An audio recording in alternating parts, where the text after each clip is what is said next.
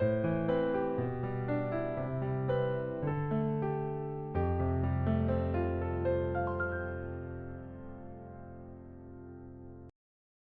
기도하심으로 월요일 매일 주신 기도회 시작하겠습니다. 하나님 감사합니다. 이 아침 우리에게 새로운 생명을 주시고 다시 하나님 앞에 나와 예배하며 한 주의 삶을 시작하게 해주셔서 감사합니다. 어느덧 3월 중순을 맞이하면서 목장 모임과 대신방으로 그동안 함께하지 못했던 서로를 더 깊이 돌아보고 교회의 하나됨을 이루어가는 시간 속에 있는데, 주님, 이 시간들이 우리가 교회입니다라는 고백이 더욱 견고해지는 기회가 되게 하시고, 개인의 경건이 서로 간의 돌봄과 교제로 이어져 함께 울고 함께 웃는 몸된 공동체로 우리가 든든히 세워지는 때가 되게 하여 주시옵소서. 교회의 모든 지체들이 서로를 기억하며 중보할 때마다 선하신 하나님의 응답을 함께 보게 하시고, 만손으로 앞서 행하시는 주님의 손길을 경험하게 하여 주시옵소서.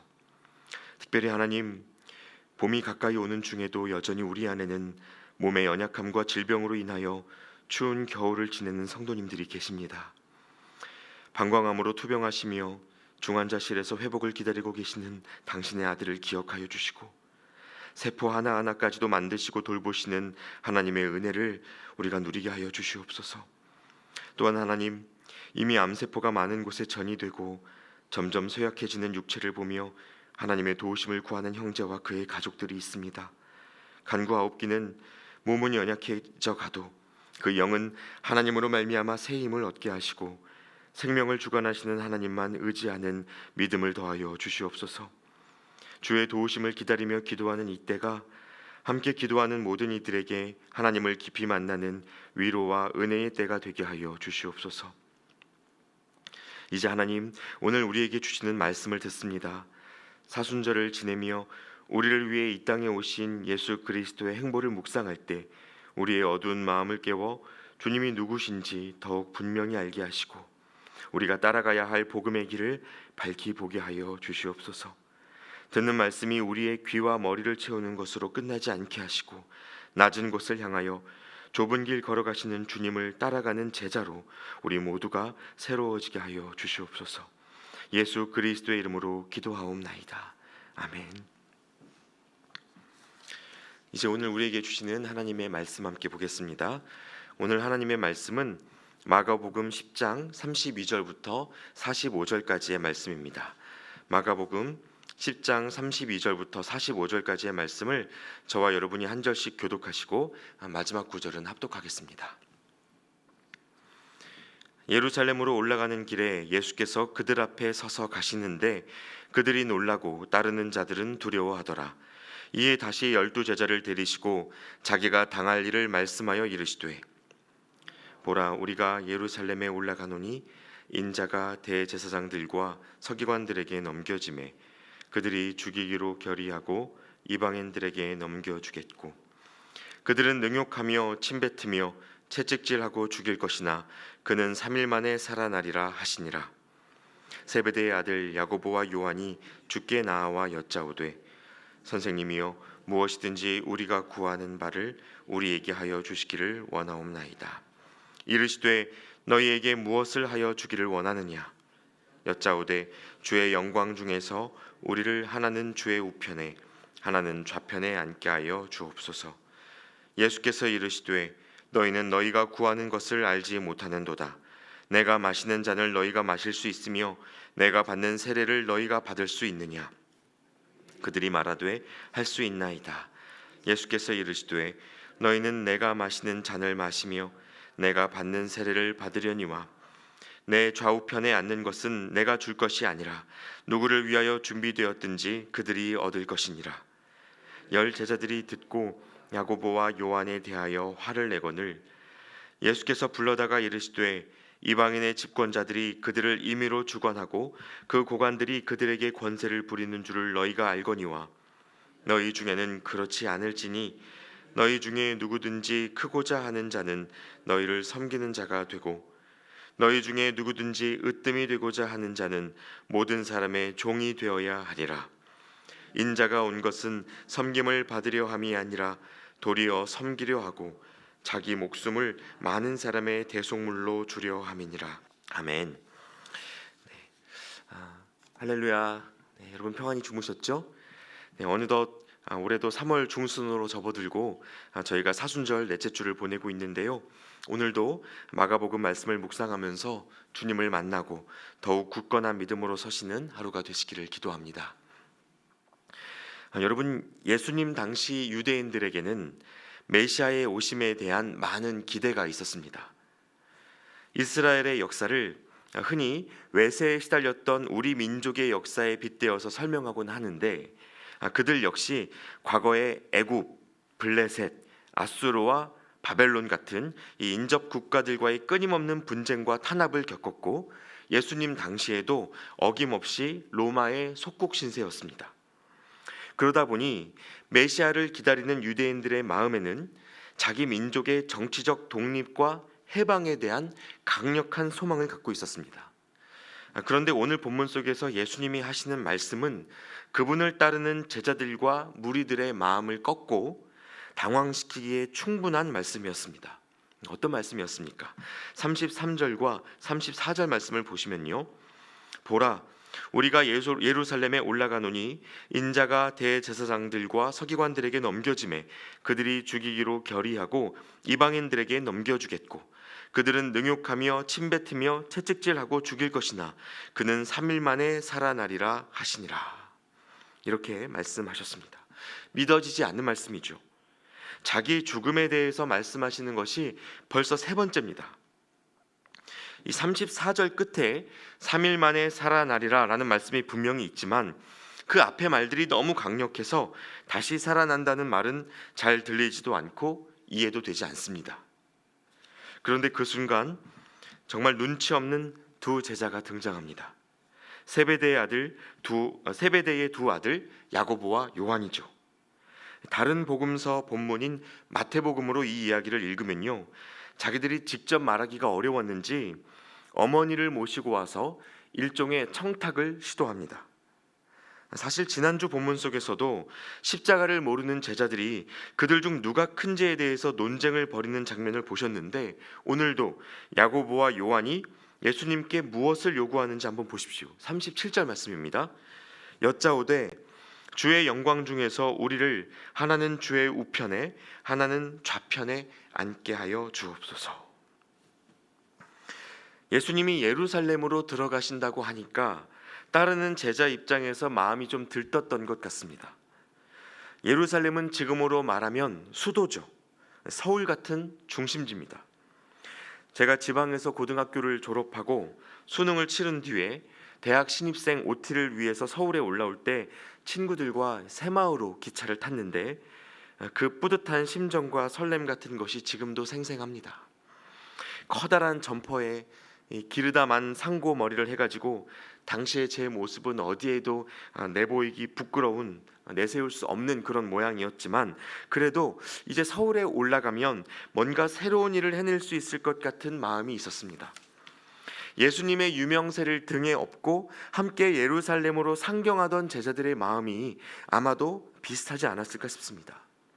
제자들은 예수님이 정말로 유대 사회를 평정하시고 나라가 새로운 정치 체제를 갖추게 되면 어떤 콩고물이 떨어지게 될지 많은 상상을 했던 것 같습니다. 그래서 야고보와 요한은 예수님이 영광의 자리에 앉으실 때 우편과 좌편의 자리를 달라고 요청합니다. 그럼 나머지 10명의 제자는 가만히 있었겠습니까? 그 소리를 듣고는 화를 내서 싸움이 납니다. 특히 이 두 사람과 늘 함께 다녔던 베드로의 입장에서는 권력 앞에 자기를 왕따시키고 뭉쳐있는 이 형제들에게 화가 날 수밖에 없었을 텐데요. 다투는 모습을 들여다보면 엉뚱한 것 구하지 말라고 나무라는 싸움이 아니라 왜 너희들이 먼저 선수치냐, 어딜 봐서 너희들이 우리보다 낫냐 하는 싸움이었습니다. 여러분, 이건 주님이 누구신지, 그분이 지금 왜 예루살렘으로 가고 계신지 완전히 잘못 이해한 결과입니다. 야고보와 요한이 주의 영광 중에서 우리를 좌우편에 앉혀달라고 구했는데 대체 영광이 무엇일까요? 하나님이 말씀하시는 영광, 주님이 보여주시는 영광은 십자가의 영광이고 고난의 영광입니다. 생명으로 하나님의 일에 동참하는 영광입니다. 로마 황제의 총애를 받아서 빌라도의 자리에 앉거나 헤롯과 같은 분봉왕의 자리를 차지하는 정치적 영광과는 완전히 다른 정반대의 영광입니다. 그래서 주님이 38절 말씀에 대답하시기를 예수께서 이르시되 너희는 너희가 구하는 것을 알지 못하는도다. 내가 마시는 잔을 너희가 마실 수 있으며 내가 받는 세례를 너희가 받을 수 있느냐? 이렇게 물으십니다. 너희가 지금 무엇을 구하고 있느냐? 내 곁에 있겠다는 것이 무엇을 뜻하는지 너희가 지금 모르는구나. 주님이 이렇게 말씀하신 겁니다. 그리고 이어서 싸우고 있는 제자들에게 주님이 이 땅에 오신 이유에 대해서 정확하게 설명을 해주시는데요. 오늘의 핵심 구절이라고도 할 수 있는 43절부터 45절까지의 말씀을 제가 다시 한번 읽어드리겠습니다. 너희 중에는 그렇지 않을지니 너희 중에 누구든지 크고자 하는 자는 너희를 섬기는 자가 되고 너희 중에 누구든지 으뜸이 되고자 하는 자는 모든 사람의 종이 되어야 하리라. 인자가 온 것은 섬김을 받으려 함이 아니라 도리어 섬기려 하고 자기 목숨을 많은 사람의 대속물로 주려 함이니라. 제자들은 예루살렘으로 가서 한 자리를 차지하고 싶은 마음이 가득했지만 정작 주님은 섬기러 오셨다는 겁니다. 으뜸이 되는 것이 아니라 종이 되기 위해 오셨고 자기 목숨을, 자기의 시간과 능력을 내어주려고 오셨다는 것입니다. 여러분, 주님은 그분의 제자들과 오늘의 우리도 그렇게 살기를 바라십니다. 높아지려는 경쟁, 인정받으려는 싸움을 멈추고 너희는 그렇지 않을지니 라는 이 말씀대로 삶의 기준을 바꾸라는 겁니다. 크고자 하면 섬기고 으뜸이 되고자 하면 종이 되라는 명확한 말씀입니다. 그래서 여러분, 그리스도인들의 능력은 높아지는 데 있지 않습니다. 그리스도인들의 실력은 성공이 아니라 자발적 패배, 기꺼이 실패하는 데에 그리스도인들의 실력이 있습니다. 실패해도 지더라도 모든 것을 합력하여 선을 이루어 가시는 하나님에 대한 신뢰가, 그 꺾이지 않는 신뢰가 우리의 믿음을 빛나게 합니다. 나밖에 모르던 사람이 포기할 줄 알게 되고 내어줄 줄 알게 될 때 우리는 비로소 그 안에서 하나님의 영광을 보게 되는 것이죠. 그래서 예수님을 믿는 제자들이 세상에서 높아질 자리를 두고 싸우고 있는 것만큼 부끄러운 일이 없습니다. 하나님을 믿는다 하면서도 무엇이 돈이 되고 또 무엇이 명예와 권력이 될지를 경쟁하면서 그것을 계산하면서 다투고 있다면 여러분, 그것은 주님의 길이 아닙니다. 제가 목회를 하면서 많은 신학생들을 만나고 또 목회자들을 알게 되고 하나님 앞에 헌신한 수많은 믿음의 사람들을 만났습니다. 함께 격려하면서 걸어갈 수 있는 믿음의 동역자들이 있다는 것이 얼마나 큰 힘이고 기쁨인지 모릅니다. 그런데요, 믿음의 길을 가겠다고 깊이 헌신하면 할수록 늘 현실적인 어려움에 직면하게 됩니다. 예외가 없습니다. 그러다 보니 어떻게 될까요? 아이러니하게도 하나님 앞에 헌신된 사람들 사이에서마저 인정받고 높아지려는 경쟁에 휘말리기가 쉽습니다. 어느 순간 하나님의 일을 부르심으로 이해하지 않고 자기 스펙과 경력으로 보게 되는 경우가 있습니다. 여러분, 이러면 제자로 살아가는 삶에서는 선로 이탈입니다. 목적이 돈으로 가면 그건 사업이 되고, 목적이 권력, 인정받는 일에 있으면 그것은 정치가 됩니다. 그러나 하나님의 일은 사업이나 정치가 아니고 우리 자신을 대속물로 내어주는 섬김입니다. 그래서 여러분, 하나님을 믿기로 결단한 인생에 실패와 좌절이 찾아오고 현실적인 어려움이 찾아온다면 그건 이상한 일이 아닙니다. 오히려 그것이 하나님의 일이 시작되었다는 신호임을 여러분 기억하실 수 있길 바랍니다. 앞서 말씀드렸던 것처럼 하나님은 우리가 예수님을 닮아가길 바라십니다. 섬김을 받으려 하는 것이 아니라 섬기는 자가 될 수 있도록 저와 여러분을 빚어가길 원하십니다. 그런데 문제는요, 이게 저절로 되지를 않는다는 겁니다. 아무리 다짐하고 노력해도 우리 힘으로는 못합니다. 그래서 하나님이 우리 인생에 개입하여 일하시는데요, 어떻게 일하는지 아십니까? 높아지고자 하는 시도가 꺾일 때 그 실패를 통해서, 그러니까 마음대로 되지 않는 시간을 통해서 하나님은 내 인생의 주인이 내가 아니라는 사실을 기억하게 만드십니다. 이 삶이 우리 자신이 아니라 하나님이 이끌어가고 계시는 삶이라는 것을 생각하게 하시고, 섬김 받기 위해서가 아니라 섬기기 위해서 부름받은 우리의 소명을 일깨워 주시는 것입니다. 여러분, 이것이 하나님이 우리를 다루시고 훈련하시는 방식입니다. 예를 들어 여러분, 전셋집에서 사는 동안 벽에 예쁜 액자를 걸고 싶은데 벽에 못 박으시면 안 됩니다 라고 했던 말이 떠오르면, 아, 이 집 주인이 내가 아니구나 라는 것을 새삼 느끼게 되죠.